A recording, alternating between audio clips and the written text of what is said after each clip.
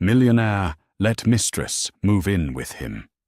His pregnant wife took the house in court. They say a single choice can alter the course of a lifetime.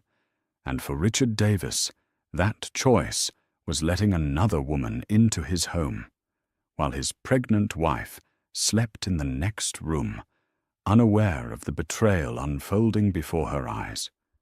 A wealthy entrepreneur with a seemingly perfect marriage, Richard risked everything for a spark of forbidden passion. Little did he know his decision would unleash a chain reaction of secrets lawsuits and heartbreak powerful enough to shatter his once untouchable world in this explosive tale of trust and treachery. Discover how a man's desire for more can unravel his life in ways he never imagined. Richard Davis's journey from humble roots to millionaire status seemed like a modern-day rags to riches fairy tale.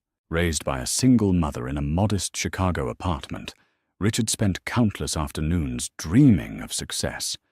He pored over business magazines in the local library, believing that one day he too could stand among the elite.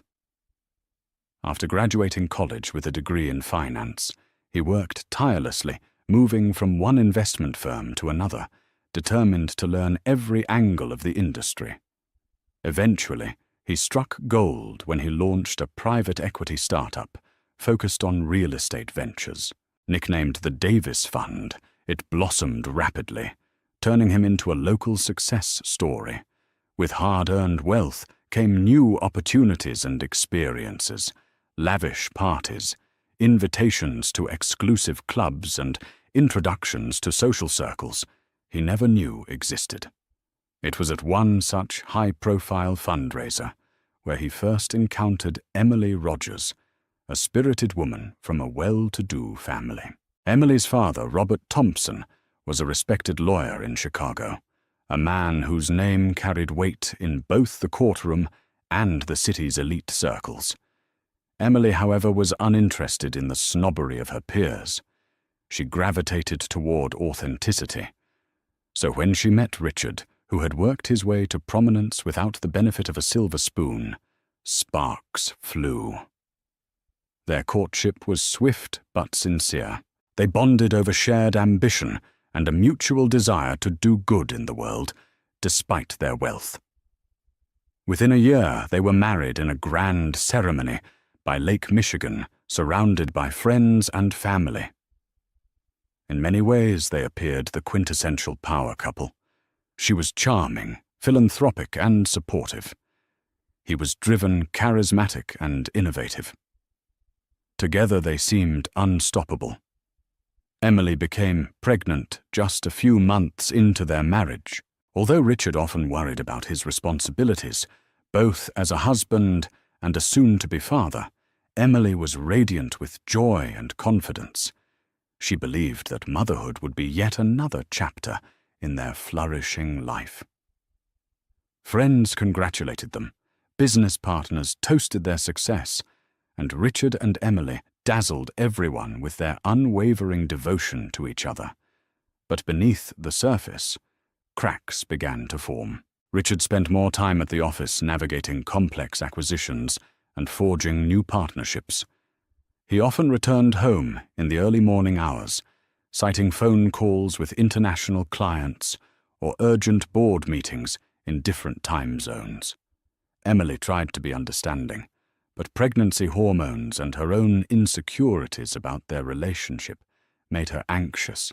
She confided in her father, Robert Thompson, sharing her worries that Richard was pushing himself too hard, or that the stress might affect his excitement about fatherhood. Robert, ever the protective father, advised her to keep a close eye on Richard's well-being, and to maintain open communication. Emily attempted just that, greeting him at the door with a warm meal, leaving him sweet notes in his briefcase, and arranging small weekend getaways.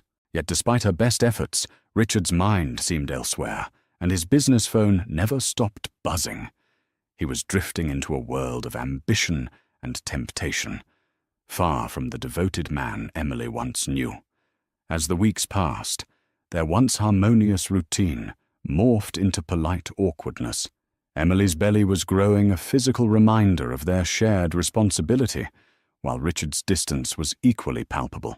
He avoided conversations about baby names and nursery designs lost in spreadsheets and stock projections. Little did Emily know her intuition about Richard's distractions was not without basis. In the coming weeks, her world would turn upside down when she discovered the unthinkable, that the very man who once pledged undying devotion was now treading on dangerous ground, embracing new thrills in the arms of someone else. The seeds of Richard's betrayal were sown months before Emily even suspected. A socialite named Alicia Morgan had appeared at one of the Davis Fund's investor galas. Alicia was known for her striking beauty and her laser-focused determination to secure a wealthy husband or partner, with a reputation for capturing the attention of powerful men. She sensed opportunity the moment she laid eyes on Richard. She listened intently to Richard's keynote speech that evening, impressed by his poise knowledge and the quiet confidence that made him more interesting than the usual pack of boastful egotists. After the event, Alicia maneuvered her way through the crowded ballroom to approach him.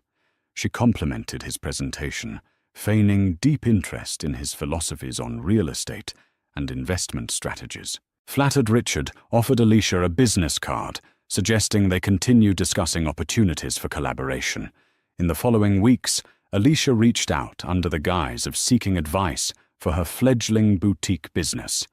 Though Richard initially agreed out of politeness and a desire to expand his network, he found himself strangely intrigued by her. Alicia was witty, seductive, and seemed genuinely fascinated by his work. Their meetings shifted from formal conference rooms to cozy bistros where their conversations drifted from business strategies to personal stories.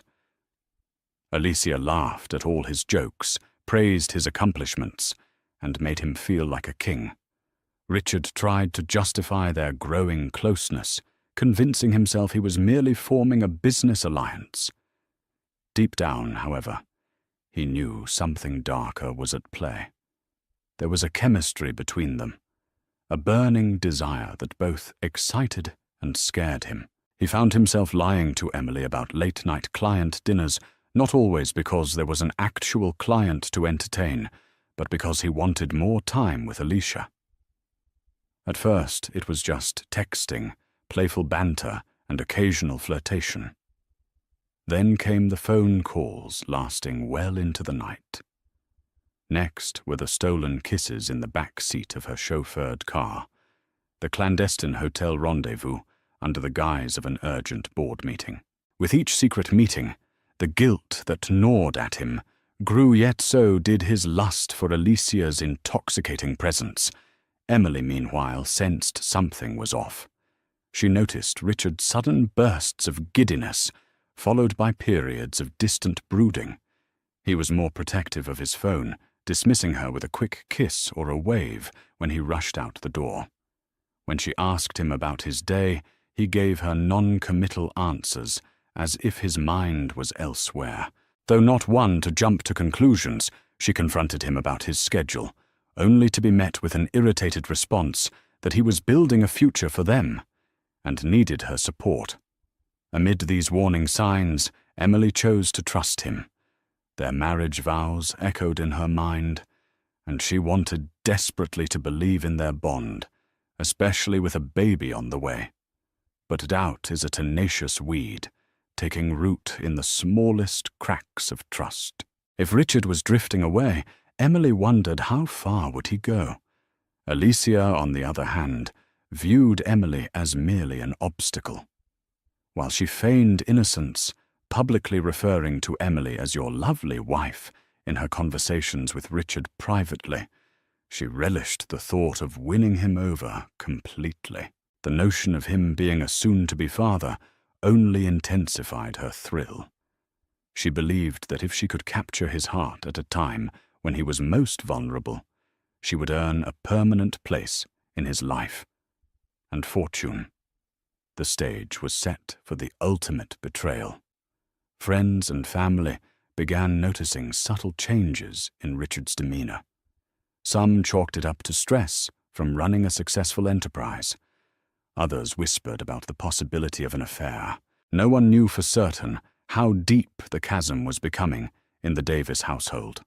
Oblivious to these undercurrents, Emily continued preparing for the baby's arrival, setting up a serene nursery and dreaming of a harmonious family life. She held on to the hope that once the baby was born, Richard would realize what truly mattered. Little did she know events were already in motion that would threaten to tear apart everything she held dear. The turning point arrived on a chilly autumn evening when Richard received a frantic call from Alicia. She was in tears, claiming her landlord had abruptly evicted her, leaving her homeless with nowhere to go. Whether her story was entirely true or cleverly concocted, Richard couldn't be sure, but the desperation in her voice tugged at him. He felt he had to act.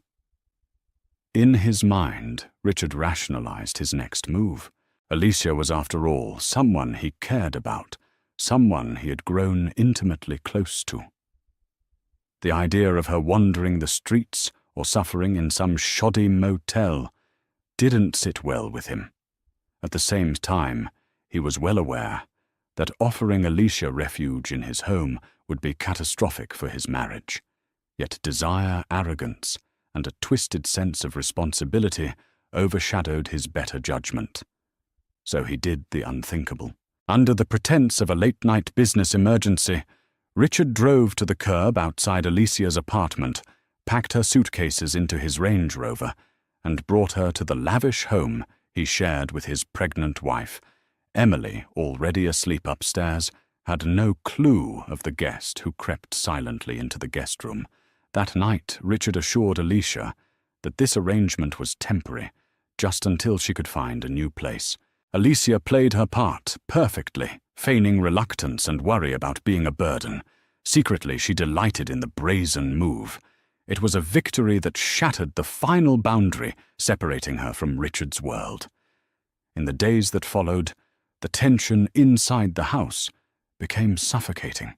While Emily bustled around with prenatal appointments, baby shower preparations, and decorating the nursery, Alicia lurked behind closed doors, emerging only when Emily was out of sight. Richard found himself juggling two realities under one roof: the doting husband trying to keep up appearances with his visibly pregnant wife, and the attentive lover meeting Alicia's every need behind Emily's back.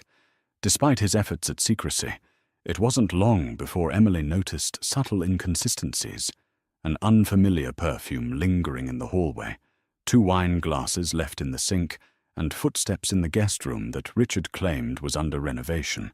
Confusion gave way to suspicion, but Emily tried to stave off paranoia. She told herself her hormones were playing tricks on her. Perhaps the wine glasses were from a business associate who had dropped by. Perhaps the footsteps were from a cleaning crew or a decorator Richard had hired. But some truths simply can't be hidden. One morning, Emily woke up earlier than usual, feeling nauseous. Stumbling down to the kitchen for crackers and ginger ale, she nearly dropped the glass in her hand when she saw Alicia, in nothing but a silk robe, rummaging through the fridge. Their eyes locked, time seemed to freeze. Emily's first instinct was to think Alicia was a friend or relative who had arrived unexpectedly. But the moment Alicia backed away, stammering an apology, a cold realization gripped Emily. The way Alicia tried to cover herself, the way she avoided eye contact, it all screamed guilt. Emily tried to demand answers, but her voice caught in her throat, strangled by a mix of shock and betrayal. Alicia left the kitchen in a hurry, leaving Emily to grapple with the horrifying scenario that her home was sheltering the very woman who might be tearing her marriage apart. When Richard entered the kitchen moments later, still adjusting his tie for the office, he found Emily pale and trembling. He began to concoct a quick excuse.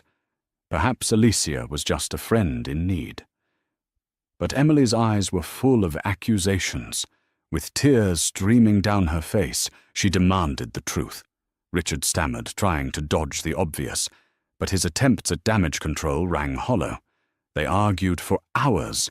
Emily's heartbreak poured out in agonized sobs, her hands protectively over her pregnant belly. She demanded Alicia's immediate departure. Richard, cornered, tried to plead for calm, insisting that Alicia had nowhere else to go, that it was only temporary, that she was just a friend who needed help. But Emily's fury knew no bounds. Her sense of betrayal was as immense as the life growing inside her. Eventually, Alicia left the house under a hail of insults, taking refuge in a nearby hotel room Richard paid for. Emily refused to look at. Richard threatened that she would leave, threatened to call her father and hire the fiercest lawyers in Chicago. For his part, Richard was left scrambling between attempting to console his wife and pacify Alicia, who was livid at having been thrown out so unceremoniously. In that moment, the illusions of control Richard clung to began to evaporate. The facade of a perfect marriage, of being a respectable businessman who had it all cracked under the pressure of his own reckless choices. While he tried to minimize the damage, little did he know, a legal tsunami was brewing, one that would not only upend his marriage, but also strip him of the very home he had so arrogantly claimed for himself, and his mistress, Emily, spent several sleepless nights replaying the moment she found Alicia in her kitchen. The betrayal felt surreal, as if she were stuck in a twisted nightmare from which she couldn't wake. The emotional toll on her was crushing. Her appetite waned, her energy dipped, and her prenatal checkups reflected elevated stress. Concerned for both her daughter and soon-to-be grandchild, Robert Thompson stepped in, urging Emily to confide in him. Reluctantly, Emily revealed everything: the suspicious late nights, the strange presence in their home, and the final explosive showdown in the kitchen. Her father, known for his fierce loyalty and steely courtroom demeanor, listened quietly, his gaze darkening with each sentence. He consoled Emily as best he could, but made it clear that if she wanted protection, financially, emotionally, and legally, he would do whatever it took. Still in love with the life she had built with Richard, Emily wasn't sure if she wanted an immediate divorce. Despite the humiliation, she harbored a fragile hope that Richard might realize the severity of his actions and change. But her father, recalling countless cases where betrayed spouses were left destitute, insisted she secure her rights. With Robert's guidance, Emily gathered bank statements, property deeds, and any relevant financial documents she could find. She was stunned by the sheer number of assets under Richard's name, investments in real estate stocks in rising tech companies, and multiple overseas accounts. She also noticed a curious paper trail of hotel receipts, luxury gifts, and questionable business expenses, which seemed to correlate suspiciously with Alicia Morgan's entry into their lives. Emily's anger flared anew. Even as his wife carried their child, Richard had been wining and dining another woman, using the very funds that were meant to build a future for their new family. The betrayal extended far beyond infidelity. It was a calculated deception, using their marital assets to bankroll his affair. Despite her heartbreak, Emily steeled herself. She might have been naive before, but she wouldn't allow her child's future to be jeopardized. She told Richard she had consulted a lawyer, her father no less, and warned that any further disrespect or dishonesty would drive her to legal action. Richard rattled, tried to make amends, swearing it had all been a horrible mistake, that Alicia meant nothing, and that he would never again breach their trust. He even suggested going to therapy, hoping to patch the wounds he had caused. Yet his assurances rang hollow. Emily sensed his continued unease, as if he were juggling an internal conflict over whether he should remain with her out of obligation or return to Alicia out of desire. His attempts at closeness felt forced, and she caught him hesitating to unlock his phone whenever she was nearby. Though Emily wanted to give him the benefit of the doubt, her instincts screamed that the worst was not behind them. Meanwhile, Alicia seethed from her hotel suite. She bombarded Richard with text messages, some laced with apologies, others dripping with accusations. She swore she had nowhere to go, that she needed him. She threatened to expose their affair to the tabloids if he dared abandon her completely. Richard tried to keep her quiet, paying for her accommodations while he worked through the turbulence at home. But Alicia was losing patience, and the precarious arrangement was close to collapsing in spectacular fashion. In the midst of this chaos, the company Richard had built from scratch also began showing signs of strain. Employees whispered about their boss's unusual distractedness and uncharacteristic mistakes. Several key clients threatened to pull out after an important deal fell through. Gossip trickled through the office grapevine. The boss was embroiled in some personal scandal, and his meltdown was threatening the Davis Fund's stability. No matter how desperately Richard tried to compartmentalize his life, repairing things with Emily, appeasing Alicia, and steering his company, the walls were closing in. Every day he awoke with a pit in his stomach, uncertain which bomb would explode next. Emily watched this unfolding disaster with an odd mix of sorrow and grim resolve. She had hoped that her husband would choose to do the right thing for her and their unborn child, but each day that passed without a real show of remorse or accountability chipped away at her already damaged trust. She saw him scrambling to keep his secrets hidden, to maintain an illusion of control, yet he was failing at every turn. Torn between her love for the man she married and her fury at the man he'd become, Emily wrestled with a difficult decision.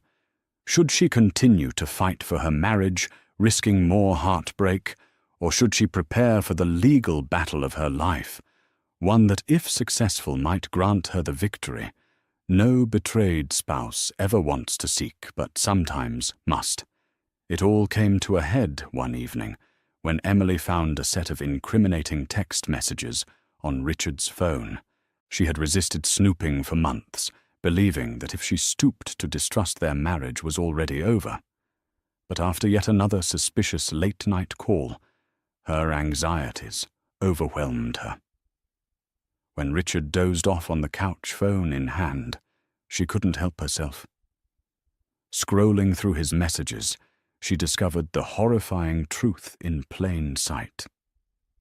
Alicia had been blackmailing him, threatening to reveal their affair to the media if he didn't take care of her.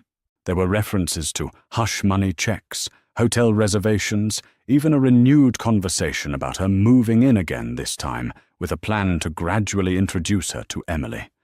Emily's heart shattered. Not only had he lied, but he was actively plotting to reintegrate Alicia into their home. She felt a mixture of revulsion and heartbreak, so potent it made her dizzy. She quietly placed the phone back, hoping Richard wouldn't wake. She needed to think. She needed to act. The next morning, while Richard was busy in his home office, Emily locked herself in the bedroom, tears streaming down her face. She dialed her father, Dad. She began, voice quivering. "It's worse than I thought," Robert Thompson listened calmly. Then, in that firm, unwavering tone he used in court, he told her it was time. Time to protect herself. Time to protect her unborn child. Time to go on the offensive. Though Emily's chest tightened at the thought of ending her marriage, she realized that the man she once adored had become someone unrecognizable. By evening, father and daughter were ready. Emily stood in the foyer, suitcase in hand, tears in her eyes, as Robert confronted Richard with a thick stack of papers. Richard glanced at Emily, confusion and panic flickering across his face. "What's going on?" he demanded. Robert gave a curt nod. "I'm here as Emily's legal representative." In a cold, methodical voice, He explained that Emily had grounds to file for divorce and intended to request exclusive possession of the marital home. He cited emotional distress, adultery, and misappropriation of marital assets. Richard's face paled at the word adultery.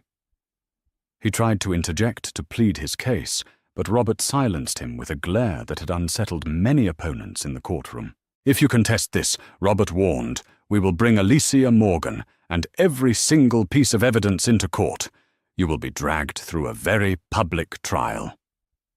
Richard looked desperately at Emily, hoping for some sign of leniency. But Emily's eyes were red, her lips pressed into a tight line.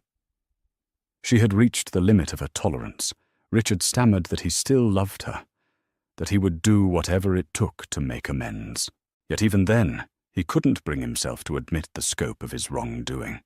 Instead, he tried to minimize Alicia's role, claiming it was just a fling that got out of control, as if that would lessen the pain. Emily closed her eyes, recalling every night she went to bed alone, every shattered dream she had nurtured for their future child, every humiliating moment Alicia occupied her home.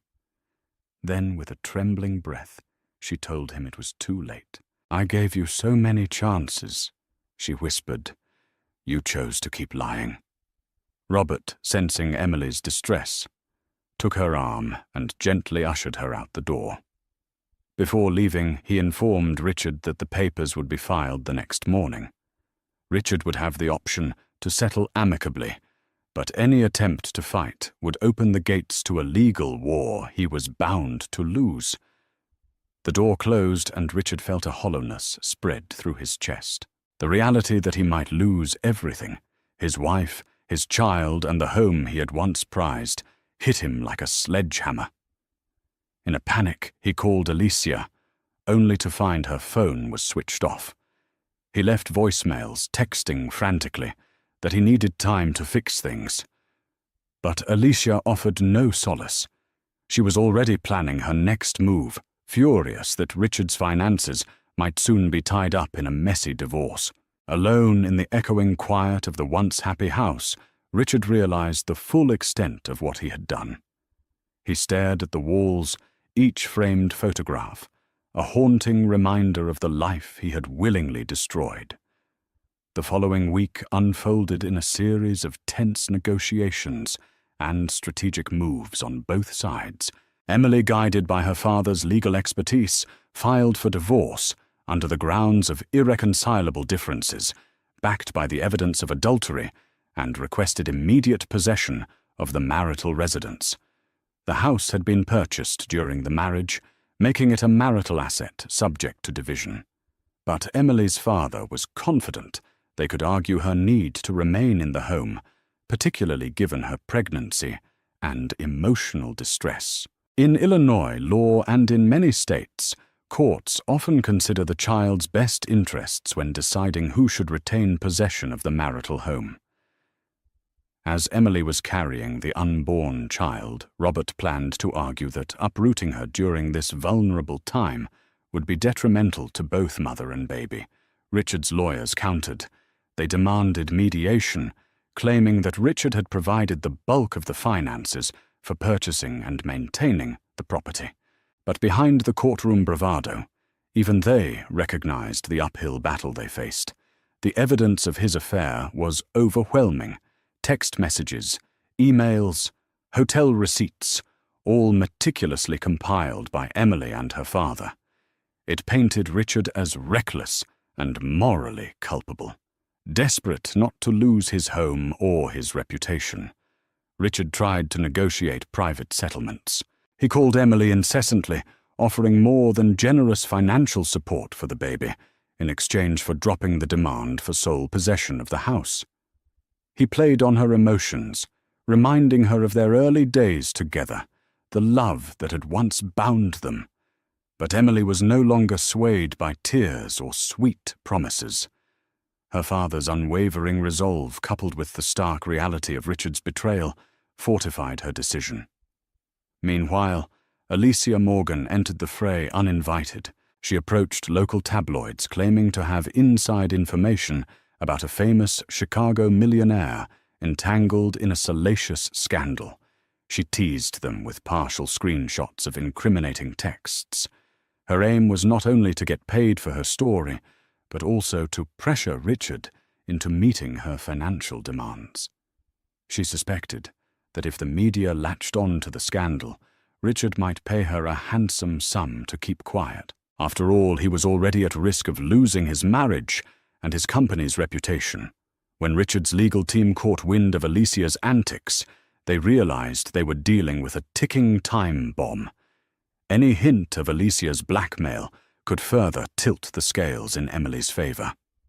If the court perceived that Richard's indiscretions went beyond a mere affair and into the territory of fraud and hush money, the judgment could be devastating for him.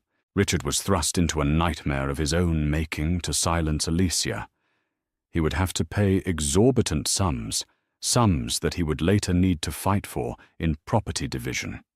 To fight Alicia in court would mean more public exposure. Either way, his finances and reputation were in peril. One fateful afternoon, Emily's pregnancy complications landed her in the hospital for observation. The stress of the divorce and the emotional turmoil had taken a toll on her health. When Richard rushed to the hospital, a mix of guilt and fear flooding his mind, Robert barred him from Emily's room. A short, heated confrontation ensued in the waiting area, with Robert threatening a restraining order if Richard refused to respect Emily's emotional well-being. Through the glass pane, Richard saw Emily lying on the hospital bed, eyes closed, an IV in her arm, her face pale. It was a painful reminder that while he was losing everything, it was primarily his unborn child's mother who needed protecting from his actions. He left the hospital that day, haunted by the realization that no matter the outcome of the divorce, he might forever be estranged from the family he once hoped to create. At the Davis Fund, the board members began to question Richard's fitness to lead. The rumors swirling around his personal life were affecting investor confidence. Share prices dipped, and an emergency meeting was scheduled to decide the company's future. Richard was given an ultimatum: resolve his personal issues swiftly or risk stepping down from his role as CEO to preserve the firm's integrity.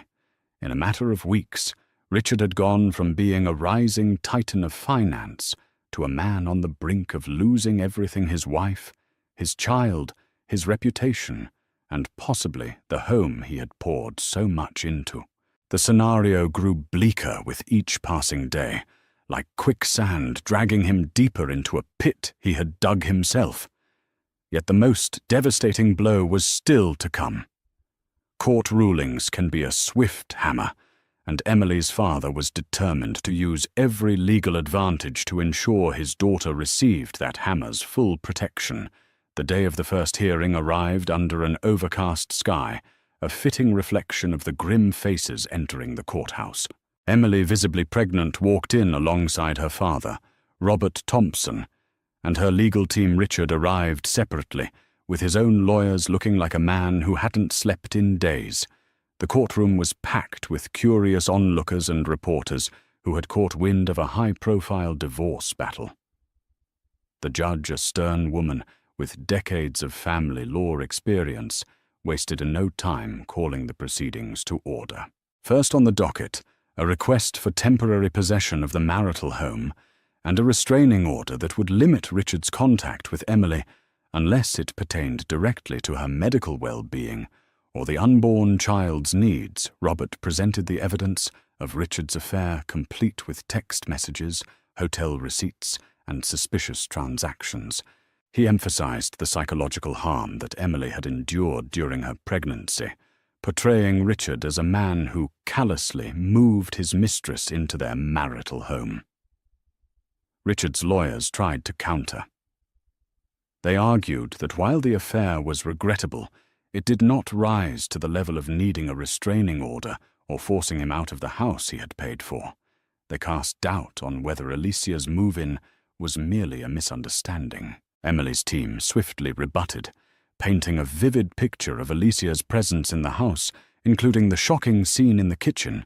The judge studied the documents and listened to the testimonies, her gaze flicking over to Emily, who quietly dabbed her eyes with a tissue.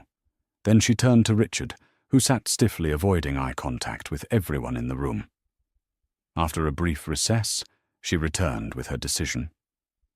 Given the evidence presented, she began, and the concern for Mrs. Davis's emotional health during pregnancy, I'm granting temporary exclusive possession of the marital home to Mrs. Davis. Mr. Davis, you will vacate the property immediately. Additionally, any contact between you and Mrs. Davis should be mediated by legal counsel or arranged with respect to Mrs. Davis's ongoing medical appointments for the pregnancy. This includes phone text or in-person contact. There was a murmur in the courtroom. Richard's jaw tightened. Emily's father placed a reassuring hand on her shoulder. The judge rapped her gavel to silence the buzz. The temporary ruling felt like a moral victory for Emily, a tangible acknowledgement of her suffering. Richard, on the other hand, looked shell-shocked. It was the first major blow in what promised to be a grueling legal ordeal. Outside the courthouse, reporters clamored for statements. Emily's father ushered her into a waiting car, shielding her from cameras. Richard, however, found himself bombarded with questions about his affair, his company, and the mistress rumored to be blackmailing him.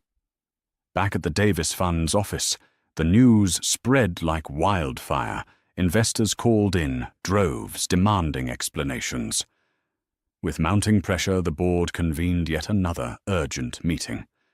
Richard walked in, shoulders slumped, hair disheveled, wearing the same suit he'd worn to court.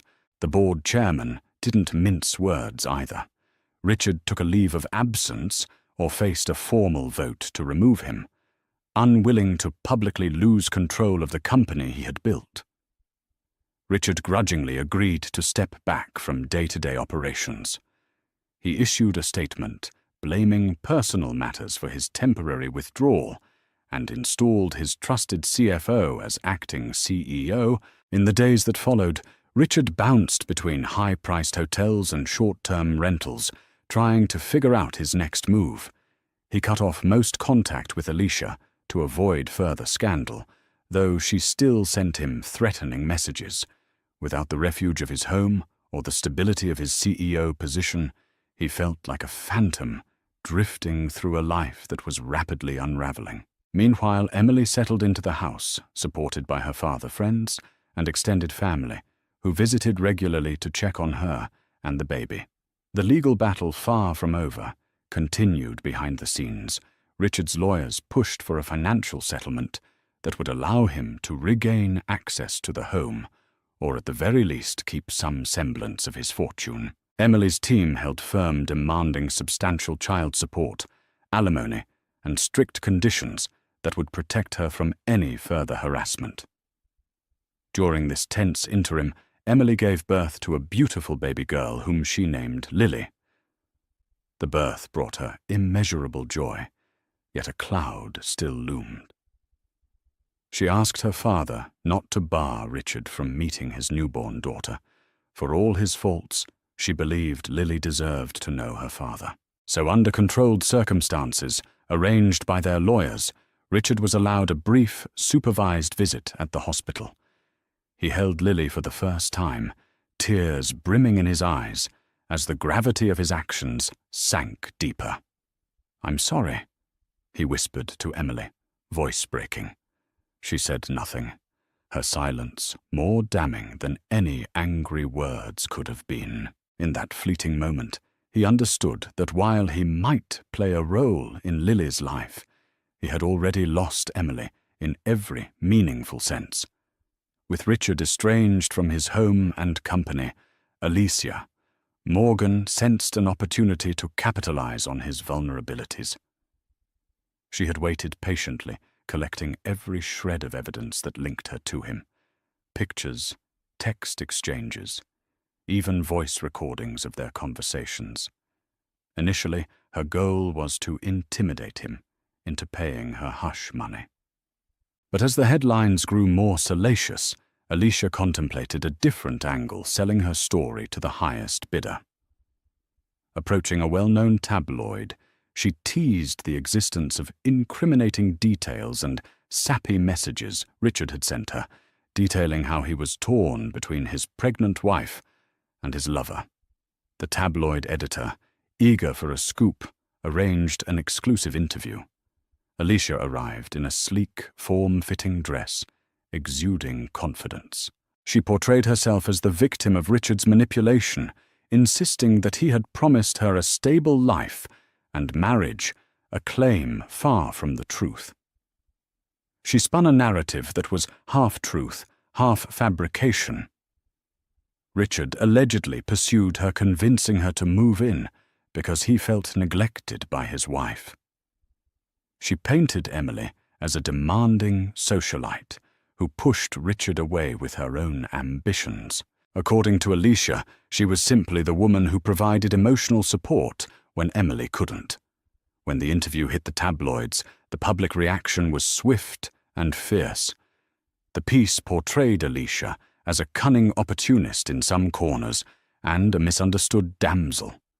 In others, social media erupted with debates over the morality of her actions, with many condemning Richard for his betrayal, but equally disgusted by Alicia's brazen attempt to profit from the scandal. The Davis Fund's reputation, already on shaky ground, took another hit. Investors began questioning whether the firm could survive its founder's public disgrace. Meanwhile, Alicia was called to testify in a deposition related to the divorce proceedings. Emily's father, Robert, wasted no time subpoenaing her. In a closed-door session, Alicia was forced to answer pointed questions about her relationship with Richard, the timing of her move into the Davis home, and any financial arrangements between them. As the deposition wore on, Alicia's stories started contradicting each other. Under intense questioning from Robert, she admitted that Richard never explicitly promised to marry her. She also revealed that many of the text messages had been exaggerated or taken out of context for the tabloids. Her credibility crumbled the moment she realized she'd cornered herself with her own lies. Her demeanor shifted from cocky confidence to fear. She tried to recant, to amend her statements, but the damage was done. This deposition proved a valuable weapon in Emily's case. Not only did it further tarnish Richard's defense that Alicia was just a friend in need, but it showed the court that Alicia's presence in the marital home was undeniably orchestrated by Richard, thus supporting Emily's claims of severe emotional distress. The final nail in the coffin was Alicia's admission that she had indeed received money from Richard to stay silent, and that she had threatened to go public if he didn't comply. This revelation torpedoed any vestige of sympathy the judge might have had for Richard's predicament. The courts now saw him as a man willing to leverage marital funds to hide an affair, thus breaching financial and ethical obligations to his wife. Realizing she had lost any chance of a lucrative settlement from Richard, Alicia turned desperate. She started calling him relentlessly, leaving voicemails at odd hours, apologizing, begging for them to reconcile. But by then, Richard had no patience left for her manipulations. He blocked her number, effectively ending their relationship. In the end, Alicia's true colors emerged for everyone to see: a woman driven by greed and drama, unafraid to burn bridges for a shot at wealth or fame. She faded from the public spotlight, a brief but explosive figure in a scandal that continued to echo through the halls of Chicago's legal system and society pages. Richard, for his part, received no reprieve from the relentless forward march of the divorce proceedings. Each new revelation, each new scandal only dug him deeper into a legal pit that now seemed insurmountable. As Richard's position worsened, one unexpected ally emerged: Michael Anders, a colleague from his early career days, who had known him before his rise to wealth. Michael was a fellow investor who had witnessed Richard's ambition firsthand and remembered the idealistic young man who truly wanted to make something of his life. When news of Richard's scandal broke, Michael was disappointed, but also worried about his old friend's well-being. He reached out discreetly, inviting Richard to a quiet dinner at a low-profile restaurant, haggard from stress and desperate for any friendly face. Richard agreed. Over plates of simple pasta, Michael cut straight to the point. "You've made a colossal mess of things." "Richard," he said, voice low but firm, "but I want to help you salvage what's left, if not for yourself, then for your daughter." Exhausted, Richard rubbed his temples. "I don't think there's anything left to salvage," he replied, a hint of despair coloring his words. "I've lost my wife, my company, and probably my reputation. All because I couldn't keep my priorities straight." Michael shook his head. "I won't defend what you did, but you're still Lily's father. There's life after scandal. Richard, it may not be the life you imagined, but there's a path forward." Michael offered a plan. He knew some investors who might be willing to keep the Davis Fund afloat if Richard formally resigned and sold his shares at a reasonable price. This would allow the firm to continue operating without the baggage of Richard's personal scandal. In turn, the buyout could give Richard the financial means to meet whatever settlement the court imposed and still have something left to start anew. Richard hesitated, torn between pride and practicality. The Davis Fund was his the crowning achievement that pulled him out of poverty to rendering it, felt like signing away his identity. But deep down he knew it was the only real option left that could prevent a total financial meltdown. If he fought to stay, the board would remove him. The company's reputation might not recover, and lawsuits could drag on indefinitely. Michael also urged Richard to seek therapy. "You need to understand why you destroyed what you had," he said. "Otherwise, you'll keep repeating the same mistakes." That night, Richard pondered Michael's words in a cramped hotel room overlooking a busy highway, amid the roar of passing cars. He felt a faint glimmer of hope. Maybe if he took responsibility for his actions, he could find some measure of redemption. The next morning, he contacted Michael to say he would accept the proposed deal. Within days, he was in talks with potential buyers for the Davis Fund. Surprisingly, another unexpected ally emerged: Emily's college friend, Sarah Weston, who had known both Emily and Richard as a couple. She reached out to Richard with a cautious olive branch. Sarah explained that while she despised what he did to Emily, she also believed that for Lily's sake, it would be best if he and Emily found a way to co-parent civilly. "She's still hurt and angry," Sarah said. "But once the legal dust settles, Lily deserves two parents who can manage a cordial relationship. Prove to Emily that you can be responsible and consistent, and maybe she'll see you as more than just the man who betrayed her."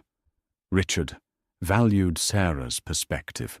It was the first time someone close to Emily had acknowledged his role as Lily's father without outright condemning him to oblivion.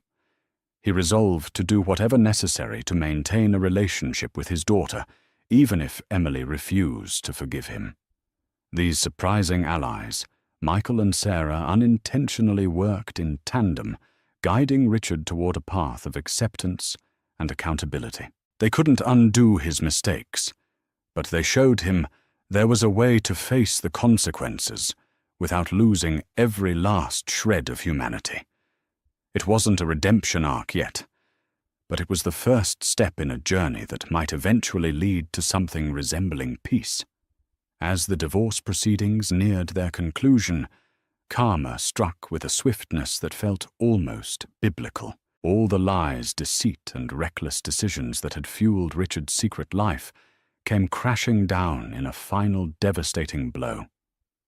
In a landmark ruling, the judge awarded Emily primary physical custody of Lily, along with substantial monthly child support. She also granted Emily exclusive ownership of the marital home, citing Richard's misappropriation of marital funds and the emotional trauma he had inflicted upon Emily during pregnancy.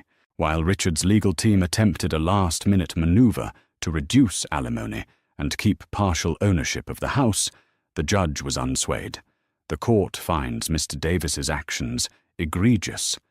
She pronounced, banging her gavel, "This is not a mere lapse in judgment, but a series of deliberate choices that harmed his wife and unborn child." Accordingly, Mrs. Davis will retain the property rights to the marital home. Mr. Davis will comply with all financial obligations as determined by this court. The audience in the courtroom was hushed. A sense of finality hung in the air. Emily, tears in her eyes, clasped her father's hand. Richard stood there, numb, as if the walls were closing in and the floor was disappearing beneath him. His empire, his family, the house he had painstakingly built, gone. The only silver lining was that he retained visitation rights to Lily, though under strict conditions. In the aftermath of the ruling, Alicia Morgan attempted one last gambit to extort money from Richard. She threatened to leak more damaging information to the press. But by then, the world had moved on to fresher scandals. Her once headline-grabbing story fizzled out, leaving her with no leverage. In a final act of desperation, she tried to contact Emily, claiming she had vital information to share about Richard. Emily ignored her pleas. Alicia's presence had already done enough damage, and she would not be given the chance to inflict more pain. Shortly after the court's decision, the Davis Fund completed its buyout. Richard signed the final documents, officially relinquishing control of the company he had founded. The payout, while significant, was nowhere near the fortune he once possessed. A large portion went to legal fees, alimony, and child support obligations. What remained was enough to let him start anew in a modest fashion, an outcome both humiliating and strangely liberating.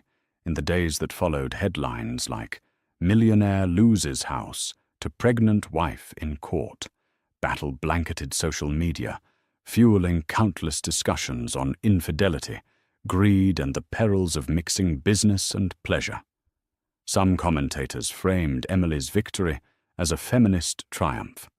Others saw it as a morality tale about a man undone by his own hubris. For Richard, the realization of his downfall was a tormenting experience. He found himself renting a small apartment in a less upscale neighborhood, its bare walls a stark contrast to the sumptuous home he once owned. Each night he lay awake on an inexpensive mattress, haunted by memories of the life he had forfeited. Gone were the tailored suits, the brand-new luxury cars, and the adoring gaze of high society. In their place was a quiet solitude, broken only by the hum of the refrigerator and the distant sounds of traffic. This was karma in its rawest form. He had taken for granted the love of a devoted wife, the sanctity of a stable home, and the promise of fatherhood. In chasing a momentary thrill, he'd trampled on what truly mattered. Now fate handed him the bill for his transgressions, and it was one he had no choice but to pay. In the wake of the divorce, both Richard and Emily grappled with the emotional and psychological aftershocks. For Emily, the ordeal had been devastating, but it also reinforced her sense of self-worth and resilience. She recognized that she had allowed love to blind her to the warning signs for too long. Never again would she compromise her dignity for someone who showed so little respect for their vows. With Robert's guidance, she set up a trust for Lily, using part of the settlement. Money ensuring her daughter would have financial security for education and future endeavors. She also immersed herself in motherhood, finding joy in each tiny milestone from Lily's first smile to her first wobbly steps. There were lonely nights when she missed the companionship she once shared with Richard, but she reminded herself that the man who betrayed her was not the husband she fell in love with, and that heartbreak could be a catalyst for growth if she allowed it. Richard's journey was far more tumultuous. After losing his company, his home, and much of his fortune, he drifted aimlessly plagued by guilt. Buoyed by Michael Anders's suggestion, he started attending therapy sessions. In the sterile comfort of a psychologist's office, Richard dissected his choices, tracing them back to insecurities he never admitted to himself. Through the grueling process of introspection, he learned how his insatiable need for validation and thrill-seeking had led him to sabotage the very things he valued most. Slowly, he began to rebuild. His buyout money allowed him to invest in small-scale projects, nothing as grand as the Davis Fund, but enough to keep him afloat. He reached out to philanthropic organizations, volunteering his time in an attempt to atone for his past arrogance. It wasn't an easy road. There were days he wanted to wallow in self-pity, to rage against a world he felt had judged him too harshly. But he remembered holding Lily for the first time, seeing her tiny hand curl around his finger. That memory kept him from sinking deeper into despair. Every other weekend, Richard was granted visitation with Lily, strictly monitored by mutual agreement. At first, Emily was uneasy about letting him near their daughter, but as time passed, and as Richard demonstrated a commitment to change, she relaxed her stance. In those short visits, Richard discovered a love deeper and more pure than anything he had felt before. Lily gurgled and cooed blissfully, unaware of the drama that had shaped her parents' lives. In her innocent eyes, Richard found a fragile redemption. Emily, too, softened ever so slightly, acknowledging that while she might never forgive Richard fully for the betrayal, he was Lily's father, and Lily deserved the chance to know him. She witnessed him cradling their daughter with trembling arms, tears of gratitude in his eyes, and for a fleeting moment, she glimpsed the man he used to be. Neither Emily nor Richard would ever forget the pain of those turbulent years. Their paths had diverged, shaped by heartbreak and consequence, yet in their separate journeys, each found a renewed sense of purpose. Emily discovered her inner strength and the unwavering support of her family. Richard discovered humility and a longing to be a better man for his child. In the silence of their respective nights, they often reflected on the fragility of trust and the dire costs of deception. Their story became a cautionary tale within their social circles, a reminder that betrayal can destroy even the most lavish foundations, and that when it comes to family, the stakes are far too high for reckless temptations. Time has a way of smoothing the jagged edges of trauma, if not erasing them entirely. As the months turned into years, Emily and Richard settled into a cautious but workable co-parenting arrangement. Emily remained in the house, its rooms echoing with Lily's laughter and the bustling warmth of friends and family. She occasionally entertained suitors, though she chose to move slowly, ever vigilant about protecting her heart, and her daughter Richard, for his part, maintained a modest life. The once self-assured millionaire who commanded boardrooms was replaced by a man who understood the precariousness of success. He worked diligently on small ventures, forging new partnerships that valued transparency over ruthless ambition. Though he was far from the wealth and status he once enjoyed, there was a quiet sense of fulfillment in building a life on honesty rather than deception. He saw Lily regularly watching with awe as she grew from a toddler into a spirited young girl. They went on simple outings to the park, read bedtime stories in his small living room, and on special occasions he treated her to a day at the zoo or the children's museum. Each visit reminded him of the precious gift he had almost lost forever. Rumors of his scandal died down, replaced by fresh gossip and news cycles. Alicia Morgan all but vanished from public view. Some said she moved out of state, chasing yet another wealthy mark. Others claimed she had tried a reality TV stint that never took off. Whatever the truth, her chapter in Richard's life was firmly closed.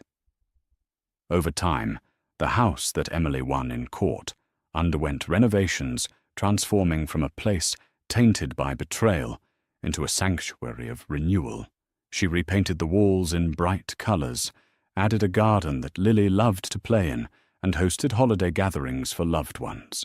The negative memories, while not forgotten, grew distant beneath layers of new, positive experiences. For both Emily and Richard, the lesson was indelible. Love, trust, and integrity cannot be bought or faked. They come with accountability. And when one is tempted to compromise those values, the fall from grace is swift and unforgiving. While their marriage would never be rekindled, they shared a bond far more sacred than vows their daughter, whose laughter was a testament that life could go on even after the storm. Every story has its lessons, and this real-life drama serves as a potent reminder of what's truly at stake when vows are broken and secrets creep into a marriage. Richard and Emily's tale is one of wealth, lost trust shattered, and love stretched to its limit, but also of new beginnings and hard-won insights. Karma has a way of collecting its debts, and when it finally does, the price is steep. Yet amid the fallout, there is always a chance for growth, for redemption, and for creating a better path forward, especially when there's an innocent child at the center of it all. If you found this story gripping and full of life lessons, please show your support by liking, sharing, and subscribing to this channel. Your engagement helps us bring you more captivating real-life dramas, each with its own twists, turns, and moral wake-up calls. Thank you for watching.